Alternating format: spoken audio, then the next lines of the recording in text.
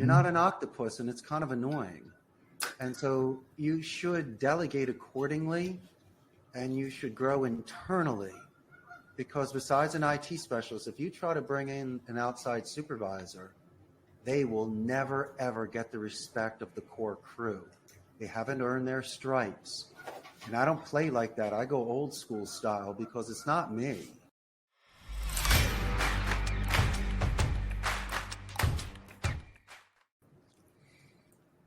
And welcome back to the Money, the Mindset, and the Mentoring podcast. We have Richard Blank here with us all the way from beautiful, beautiful Costa Rica. My friend, how does it feel to be living in paradise? Well, if you can get past your parents' guilt, Steve, you can live anywhere in the world. Pura vida from beautiful Central America paradise. Oh, man, that is a thing. So now, originally, when you look at, you set up a business and you run a business called Costa Rica's Call Center. Obviously, you couldn't locate it anywhere because it's in the name anywhere else. So you had to be in Costa Rica. Originally, were you from Costa Rica, or where'd you come from? Well, this is definitely a Northeast Philadelphia accent. So I was born and raised a Flyers fan and an Eagles fan. And when I graduated proud Abington High School back in '91, I doubled down on my favorite class, which was Spanish. And so I left the cold weather where they had snow days with KYW News Radio. And I moved to Arizona and went to school in Tucson. I was a wildcat. Went to U of A for 5 years. I did the super senior plan. Spent my junior year abroad in Spain and learned the language. And next thing you know, post-grad, I had an opportunity when I was 27 years old to move to Costa Rica for a couple months, work in my friend's center. That's and amazing. My friend, I took it. And so here we are 24 years later, happily married, have a business, and living one of the best lives. Now, I remember there was one thing that you said in our pre-interview that I found very interesting, was you talked about this wasn't maybe the direction that your parents would have chosen back in the day. They had a sort of a different lens of what your future might look like. And then he said, no, I'm going to cut my own path. And how did that kind of, I know we're looking a little bit far into the past here, but how did that work? How did that go? Well, it's quite simple. My argument to my parents were my great-grandparents that came to the United States at the turn of the 20th century from Eastern Europe. They moved to New York, were in the garment industry, learned English, and made their money during the Depression. So we're nomads. It's in our blood, and you can't hold back somebody that has a spark for a second language and shows such dedicated practice above and beyond what school expects of you. And it's not a cute parlor trick while you pat me on the head and say I'm cute to you and your friends. No. This was a vision quest. This was something that was inside of me where it didn't feel like work. It's not a forced march. And so when you're 18, how do you make that sort of decision unless you have doctors or attorneys in your family, a family business, or really that sort of scholastic and career culture direction? For me, it was just, parents that expected me to go into the family real estate business or maybe go to Harvard Law like grandpa. Columbia business like my dad, and my older brother went to Washington and Lee University. Now, Steve, I don't know about you, but I didn't have the grades for that back in the day. You were learning how to network back then, is what was said. I was learning who Richard was because this was the long play. This was a lot of decades of time where you don't want to forget your keys at home and have to walk back 7 blocks. That sucks. And so a lot of it was being a dreamer. And it's not saying naysayers are great believers, but who am I comparing notes to? But fortunately for me, my dedicated Spanish teacher wrote me a recommendation letter for college, and my principal, the late principal, got me into college. My grades were terrible. But they saw that I was an artist of speech. And give the kid a chance. Maybe he'll get his act together, which I kind of did. Well, talking a little bit about the next element is that you've built your business, your call center. How many people work for the call center right now? We're at 150 strong. So I think you've done a fair bit of building and pioneering in that success that you've gotten to. So congratulations on the work that you've done. Well, thank you, my brother. I think a lot of it has to do, let's think of me as a trunk of a tree. I'm not on home court advantage, so I needed roots for some serious stability. Besides my wife, which is the director of human resources, I needed an attorney. I needed some accountants. how about this one, my man? What about the IT director? I didn't have the cognitive skills to go to school and get those Cisco certificates. I pay the big dollars for those people to be available when I need them. Yeah, but they're not making phone calls like the guys on the floor. No, they're specialists. And when you need them the most, they're there for you. And I understand the value of the IT department and sometimes their leisure time.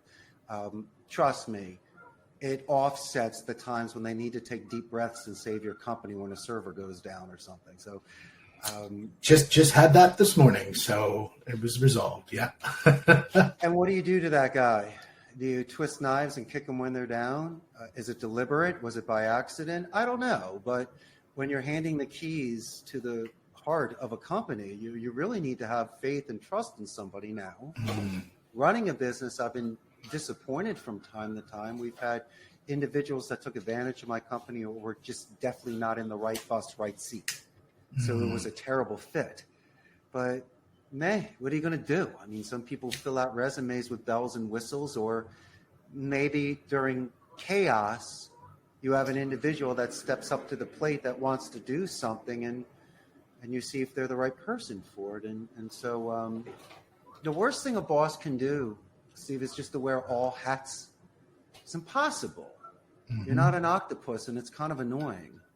And so you should delegate accordingly, and you should grow internally, because besides an IT specialist, if you try to bring in an outside supervisor, they will never, ever get the respect of the core crew. They haven't earned their stripes. And I don't play like that. I go old school style, because it's not me. It's really the agents are the ones that create that sort of culture on the floor and that sort of synergy. I'm just the boss, but I hope that makes sort of sense. I think, well, it does. You dropped a lot of nuggets, and I kind of want to start to pick up a couple of them. Nuggets, what do you got? Yeah. The first one that you talked about was the heart of the business, and I want to talk a little bit about call centers just as a whole, because my belief, a lot of times I think your people, number one, is the heart of the business, and then second to that heart would be your clients, and then underpinning all of that is the technology. And when we look at systems and processes, I'll throw technology into that hopper. But when you look at clients and the idea of giving trust, that's probably a big thing that you run into. I would imagine having the call center saying, "Hey, we're going to get you to connect with our most important thing, which is our clients, and we're giving you sort of the keys to the vehicle." How do you overcome that? Like, how do you get people on board with the idea that you're integrating into their ecosystem? Well, there's a lot of checks and balances, and I will ask certain questions prior to see if we're going to integrate or we're going to use our system. I don't like surprises, and I don't like people over-exaggerating, because I don't need a lack of preparation to be my emergency. I hate things like that. But for the most part, people really have a plug and play, or maybe my predictive dialer, my labor pool, ability to do script writing rebuttals or comparisons to other mediums and metrics allows me to start strong, cut fat, and really give some great consulting advice in the beginning. Because check it out, I will lose the majority of my potential clients on price. When you go offshore, not near shore, I compete against India, the Philippines, and the Far East, and those prices could be half the amount. And they're incredibly talented bilingual agents there. People might have reservations in regards to certain cultures or accents, but that's for another time, a different conversation. But in my call center Olympics, if somebody has the skills to take copious notes, to review information, use military alphabet, positive escalation, proper diplomatic vocabulary, then by all means they should earn the account, even if they're half my price. Good for them. But if I can offset that half cost by soft skills, not by doing the double work, that's inbound support. I can't double the work. But if I'm prospecting, selling, appointment setting, lead generation, or closing, if that soft skill can go 1.5 or 2 more than that guy, I can match it or do it. So when it comes to merit, I can gain the account. And then also, you got to look at attrition rate, employee morale. What about retention, upsells, Referrals. Do you think that might have a cost? I don't know, $3 an hour, Billy. I don't know what to tell you. But no one's going to take your $3 an hour and stop insulting me that 50 people are going to do it. You're not even coming to me with a script ready. Your list is only 700 numbers. Bro, I can burn through that in 2 days. And that's with wiffle balls. So if you're going to make this play big, let's put everything on the table. And I don't mind having that black and white conversation with you. I'm not going to make you cry. But I need to call the balls and the strikes because I don't want you upset or start burning through agents because you're frustrated. I think the idea there is what you're hitting on really hard is the idea that, I mean, when most people look at call centers, they look at cost first, which I think I agree with you. I think it's the wrong model. I think when we look at cost centers, it's why am I doing this first? And then why am I doing this? Well, is it a cost model in the sense that I'm just taking somebody's job and just putting it offshore? Or is it that I'm getting them to do a task that's going to produce a return? And if the task is producing a return, well, if I go to this source and they don't have the scripts that you do, and we'll talk about that in a minute, but if they go to this source and they don't have those scripts and it produces, say, a return of, I don't know, say 30%, and then yours is a return of 120%, well, that's a pretty easy decision. Because when you spend money, you got to look at, I love Kevin O'Leary, where he says, my money is like little soldiers. I'm going to send them out into the field, and they need to come back with more friends. And so, the same thing applies is if you're bringing on a call center, you're going to say, well, how much am I getting back in return? Because at the end of the day, if I'm not getting a return back, there's no reason for doing it. And spending on it. It's the same thing with a marketing objective. Same thing with marketing. We'll talk. I mean, that's a little bit different, but you can say there's brand value and all this other jazz. But generally speaking, if you put $1 out, you need to get some magnitude back in return.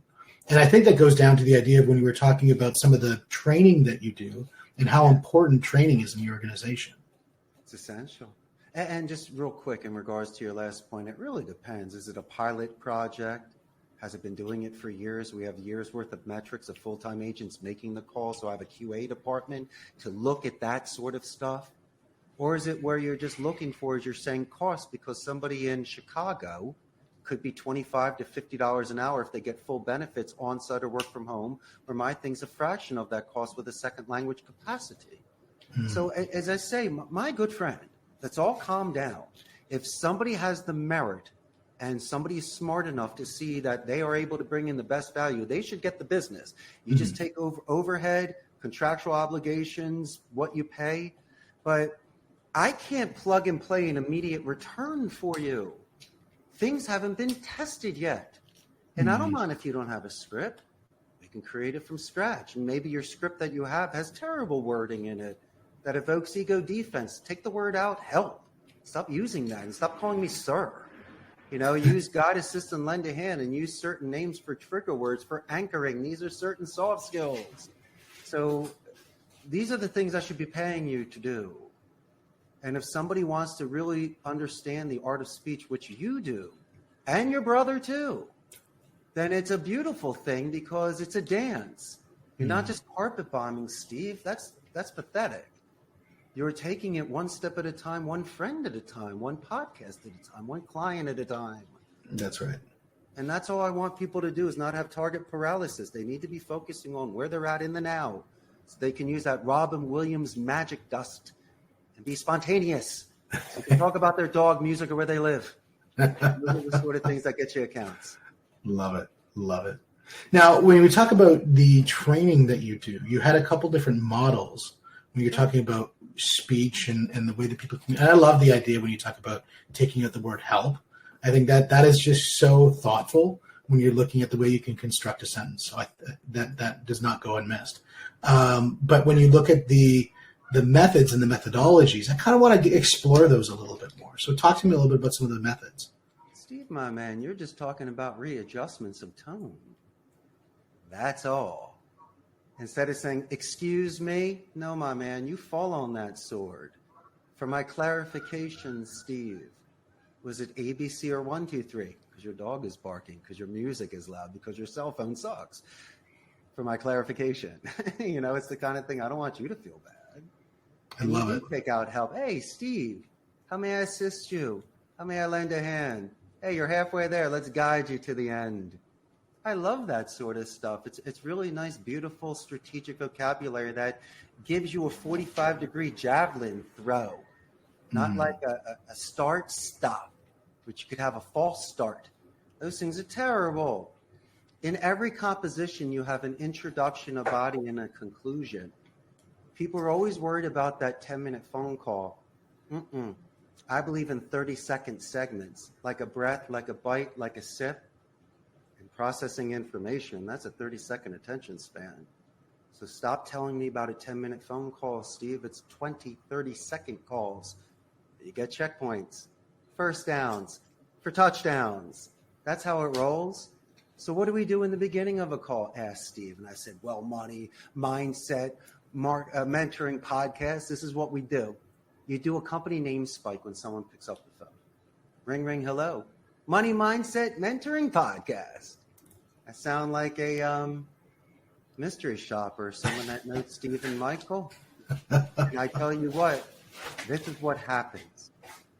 Action to reaction. I have 3 seconds. I'm not going to ask to speak to Steve or your brother or anything else. I'm going to say something that you know, and I'm going to say it better than you. It gets the gatekeeper out of the trance. And instead of saying, when you'd say, hey, is Steve there? Or, this is Richard, Costa Rica's Costa. Oh, we're good, thanks, or no thank you, or he's busy, or who's this? No. When I do Money Mindset Mentoring Podcast, I'll usually get, who's this? And that's when you get the buffer boomerang technique. Do you see that? Yeah, absolutely. And for the listeners, walk me through what that means. A buffer boomerang technique, it's a readjustment of the tone. The best example is I say the company name Spike, and Steve goes, who's this? Compared to who's this? I hear the who's this or who is this? And I would say, Steve, that's an excellent question. My name is Richard Blank.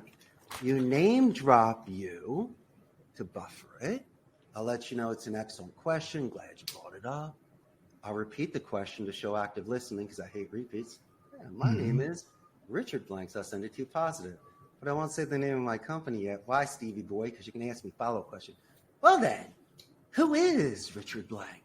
Well, how do you like that defense out of 2? Doesn't sound like a 10 anymore now, does it? So I would say, yo, Steve, I knew you were going to ask my company's name. It's Costa Rica's call center. And then you play your odds. But that's at least a beautiful 30-second romantic death if they happen to hang up on you. But how about if Steve says, okay, Richard, I'll let you speak to my brother, Michael, right? And I go, okay, Steve, before you transfer me to your little brother, I just want to let you know that you were really helpful and you were great. I'm going to let him know that. I'm also going to do it in writing at the end of that call for the meeting minutes. So if I happen to call the Money Mindset Mentoring back and you pick up the phone, you're going to remember me, you're going to thank me, and there's the Richard Circle. So then I get transferred to Michael, and Michael's like, hi, this is Michael, little brother, right? I go, I just got to let you know that Steve's the greatest. You don't even know who I am. And I'm not even saying Money Mindset Mentoring yet. I did a name spike compared to the company name spike because Steve gave me the pass to pitch to talk to Michael. We haven't even done anything yet in sales. So Michael then goes, who's this? We're back to the buffer boomerang again. Yeah. And so what happens there? I've anchored. I've separated myself from others. I haven't got the immediate hang up, or at least that crappy telemarketer that's just throwing those little balls at the carnival hoping to win a stuffed animal. It's just not going to happen. It's a rigged game. I was just going to say the game was rigged. Yeah. Come on, there are carnival barkers out there who are my favorite in the world. And so what are you going to do? What you need to do is, if you're going to make 400 phone calls a day, jump freaking clouds. Enjoy 30 seconds, because you got to split it in half with pauses and breaths in between. You don't get to say too much. I'm going to say your name. I'm going to buffer you down twice. My name, my company's name, and hopefully by that time you go from a 10 to a 2, and that 8 moves from the vertical into the horizontal, and that's just mass movement. It's just mass movement. And all I did is reduce defense and put it into momentum offense. And I did it ethically. I didn't lie. No. And then I'm going to say, yo, Steve, when I call you back 2 weeks later after Michael does the call back and you remember Richard. Hey, Steve, out of the thousands of people that call your company, how many people actually complimented you to your brother? And you probably say none. I go, well, that's the kind of relationship we have prior to a contract, the sort of relationship we have. So when Steve and Michael go at the end of the day to decide 5 call centers, some are cheaper, different contractual terms, maybe they say, you know what? I kind of like the way Richard talks because he didn't angle his way in. He didn't forget about me. He looked at the website. He did his due diligence. So when he left us a voicemail, right, it was very custom made. And when he did his email, my God, what he wrote about you, Steve, and how you answered the phone and how helpful you were. And that's what made my business. That's what grandma and grandpa taught me. You know, just I love it. Super old school, nice, and that's how it would win, because gentlemen like yourself kind of like to see what people are like if you shed skin and you become vulnerable. Yep. And it's worked for me, my friend. It's given me very long-term clients that like the fact that we started exceptionally strong. I love it. I love it. And the thing is one of the things you really have demonstrated by what you're doing is, number one, I believe this to be true, is authentically be yourself. I think the playing cloak and dagger tricks, it might get you a short-term win, but it's not going to get you a long-term success. So the idea of just being authentic at the beginning, respecting the relationships in the business, I think is extremely important, because the person who, everybody calls them a gatekeeper. No, it's Lois. It's John. They are people, and treating them as such, I think, is extremely important, because they provide a lot of value, because they're the ones protecting the person who is making a lot of the decisions in the business, so they can focus on the big things. And so giving them the respect for the job that they're doing, I think, is extremely important. And then the last thing is looking at saying that you can take that and take that across a whole organization, train the organization so that they can provide that value to your clients through that systems and models and training. I think that's marvelous. I love it. Steve, so they enjoy it. It's not, people take certain jobs, like you see the Wolf of Wall Street and Boiler Room and stuff, and that's all right. You can sling stock, but it's like a singer that's got to sing it every night. Listen, the majority of the calls, qualification, conversion, and timing. I'm with you on that. But if you're going to walk into a castle, you do it with your chest out. You get the trumpets and you make your first initial presentation. The rest is bingo ball odds. I'll take it as it is. Mm-hmm. But damn it, you better land me the 30. I want that intro solid.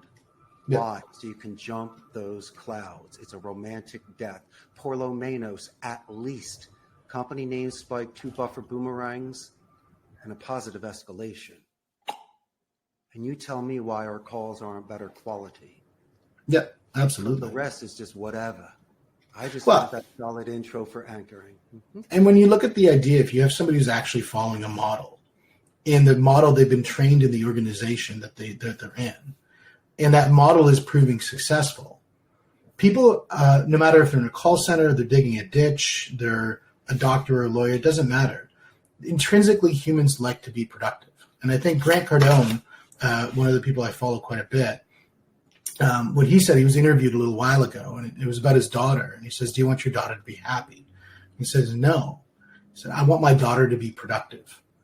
And it's a very interesting spin. And I think that's something that I think we're starting to see people migrate back to, after all the shenanigans of the past few years of, different focuses. I think the focus on productivity, I think, is so imperative, because I think productivity brings joy, and for the person who's being productive. So if somebody's on the phone all day, every day, making phone calls, and it's not successful, and they're getting spat in the face, and proverbial speaking, and they're just not being respected, and they're not being treated well, and that's eventually going to wane on an individual. When you have somebody who's seeing why walk in the ring against Ali, Chuck Wepner? Then what industry are you in? Well, the idea is that you pay if you're a telemarketer. Seriously, what were they expecting? Well, the thing is, they're expecting wins. And the thing, when you look at golf, the first swing you make is not going in that hole. Probably the 20th swing I make is not going to go in that hole, right? But the idea is that you're doing layups and layups and layups to eventually find a win. I mean, if they're on a phone call and they're not going to win at all, they probably shouldn't be making those phone calls. That's all. Thank you, Steve, but you're all over the place. You didn't give me a specific industry. I don't know how long this cat's been doing this. Who trained them? What sort of onboarding? You're generalizing, making it seem like telemarketing is bad. And okay. Oh, I'm not generalizing at all. Scenario, but no, seriously, let's do the 0 conversion ratios every day. Okay, that's why, as I always said as a telemarketer, how can I use them? What am I going to get out of this crappy ass job that is paying me per hour and I can't get a single freaking commission because the list is bad or the product is bad, the price is bad, everything's bad. Well, as I said before, this is the romantic death that you have. I can't guarantee the 95 rest of the call. That's up to Billy, and his stuff. But at least that 5% with Steve and myself, prior than the introduction of that company, I'm an ace. What does that mean? I got to pass the pitch. What does that mean? It's a positive reinforcement that wherever I plug Richard or Steve, we are going to be successful. It just so happens that we are not in the right environment at the right time. It's a little bit, but we've overgrown that cage. And so 3 things should happen. If you're signing your name to something, you give it the best that you got. Secondly, is have a freaking plan B. Start looking into it. But see, if you're going to go down, don't cry and don't drop that sword. You go down like a champ. Absolutely. Why? So you have your dignity. It reminds me of a rugby game that I was in, and I was probably 25, and we were up against a team out of Cardiff, and the smallest person on that team was probably 6'2", 6'3", and probably 240, 250 pounds. Tiny. And I'm 5'8", and at that time I was probably 140 pounds. Wow. And, I wasn't a big player on the team, but we got trumped the first half of the game. I think we were down by like 80 points. But you got to get back out on the field, and you've got to show up again because there's another 40 minutes that you got to play.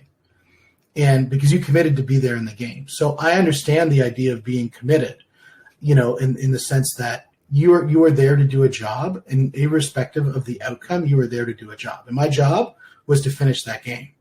But the thing is when we got up to the end and now the game is over, now the team, everybody shakes hand and you go up into the pub or wherever else you're hanging out with, the respect you get from that other team because you didn't quit. Right. That is second to none. And so that right there, again, you were productive because you were there. You were productive because you gave them a game, albeit it wasn't their toughest one, but you gave them a game, and you were productive because you're going to show up to the next game. And that helps you build that resiliency, I think, that you need in any aspect of life. My thing is it's productive. It's not about chasing, am I happy in the moment? Believe me, when they're on top of me and you got 15 people chasing you down and you're running into this wall of just absolute muscle, it's not going to feel good. But the thing is, you're going to be productive because you've played that game. Absolutely. It's like a flower in a desert. It's something that's unexpected. And what you did back in those days during athletics and during your 10 years of jiu-jitsu is that you make yourself seaworthy.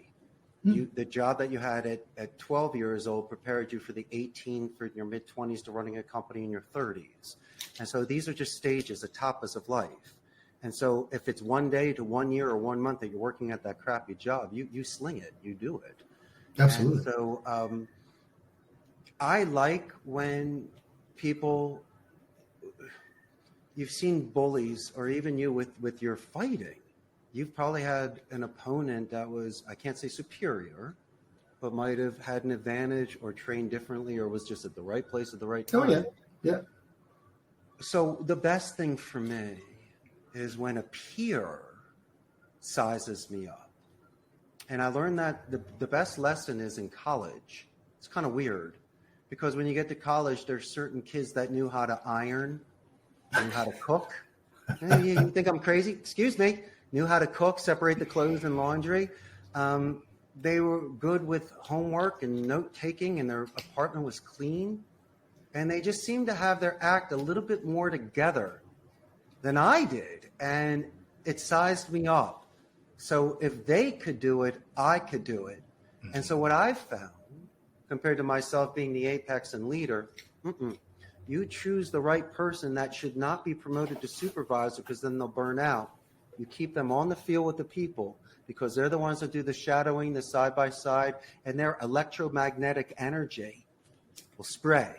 And so that's where you selectively put the ace. I've seen the worst promotions of people where you clip their wings, then they're coffee breath, pissed off people yelling at you to make more calls, when 2 months ago they were superstar and everyone loved them, and now everyone hates them. The Peter principle. So, right, brother? And so you got to find the people that can shine the most. And it's not about the money. It's fulfillment, because anyone can make money that has skills. But there are people that want to pay it forward, or they want to accomplish a personal goal prior to moving forward on something else. And you cannot stop that sort of trajectory with individuals. And if you're sharp about it, you see it, you encourage it, and you support it until that mission is done. And then collectively, because they have the option of leaving at any time, absolutely, you decide together how you're going to continue to grow together. It's not a boss employee anymore. No. I might have a different papel or different position, but it's back to back and shoulder to shoulder and walking in step, sir. And that's just the way that I see things here. And it makes it very humbling to me. And so I don't reduce my position, but I'm the first person to sit and break bread with people, have coffee with them, know them by their names, and go outside and tell your mother how amazing Steve and Michael are. And so I'll be the first person to do something like that. Beautiful. Well, tell my mom then. From here, man. That's actually, my mom knows. My mom is awesome. She is an amazing human being.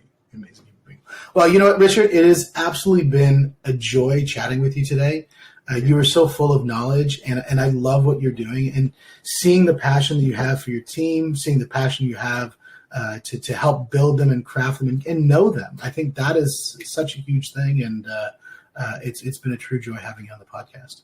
Thanks. One last thing, when you come visit me in Costa Rica, we got to have a pinball marathon. I'm a collector of antique pinball machines. Anybody who has a pinball machine who's looking to unload, Richard Blank is your man. Oh, yeah, definitely from the 1970s. That's my decade. Done. Richard, thank you very much, and thank you for being on the Mindset and Mentoring podcast. We'll see you on the next one.